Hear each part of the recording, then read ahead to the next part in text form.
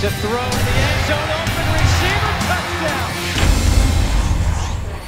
Welcome to Big 12 Football Preview. Week 15 is here already, and I don't really know where the time went, but it's a new era with the college football playoff, so I want to remind you that in the Big 12 Conference, there is not a conference championship game. The league has a round-robin schedule, so everybody plays everybody, and at the end of the season, the winner is determined by conference wins. Now, right now, there's a three-way tie between Baylor, Kansas State, and TCU, who are all fighting for a final spot in the top of the standings. And there's also a lot of stuff with the college football playoff to be decided now.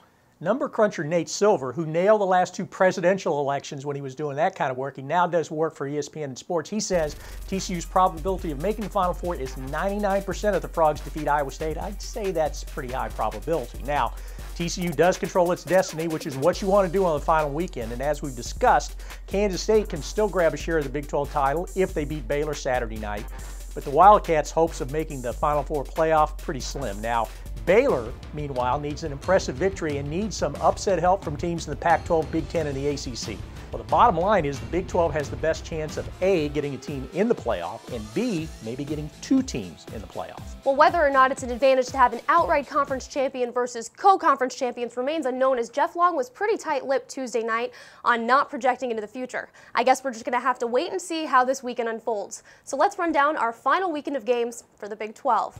In the first of three games, Iowa State plays at third-ranked TCU at 11 a.m. The Horned Frogs are sitting pretty after leapfrogging Florida State and landing in the 3 spot. What do they have to do to remain there, Wendell? Leapfrogging, I like what you did there. Now, basically what they need to do is win. Just win. While it's difficult to predict exactly how the committee is going to make its 4 selections on Sunday, it appears, the emphasis on appears, that being ranked number 3 means that TCU simply has to avoid a loss to remain in the top 4. Now, the Frogs did a great job in their last game being dominant in a 48-10 victory at Texas. A duplication of that outcome, and TCU is going to be in the first college football playoff.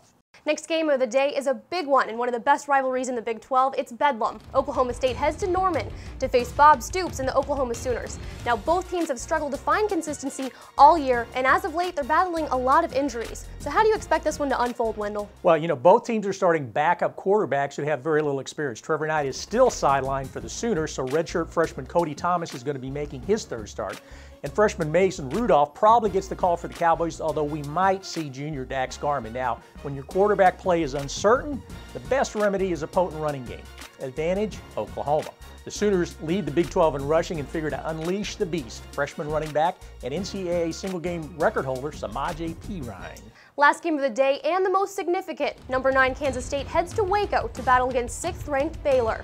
College game day will be at this one, and Big 12 title implications are on the line for both teams. Well, you know, both teams will know the score of that TCU game at kickoff. If TCU loses, this game is for the Big 12 title. Now, if TCU wins, the winner can earn a share of the title. Now, it's almost a carbon copy of what was going on last year on the last day of the season. Baylor wants and needs an impressive victory to state its case for the playoff committee. Now, if the committee is going by the eyeball test, then the Bears' last 2 games haven't been that attractive. Now, 2 years ago, K-State went to Waco and was upset, costing the Wildcats a shot at playing for the national championship. Payback time?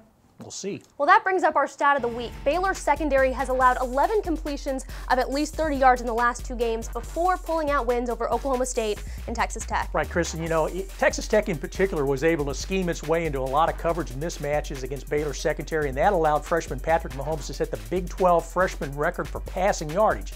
Now, with senior Jake Waters throwing to Tyler Lockett and Curry Sexton, the Bears need to get some of those secondary problems figured out stat. All right, I can't wait to watch how this weekend plays out. Wendell and I will be back here on Sunday to talk about the college football playoff selections and the bowl schedule for our Big 12 teams. For Wendell Barnhouse and Kristen Keith, thanks for watching the Big 12 Digital Network.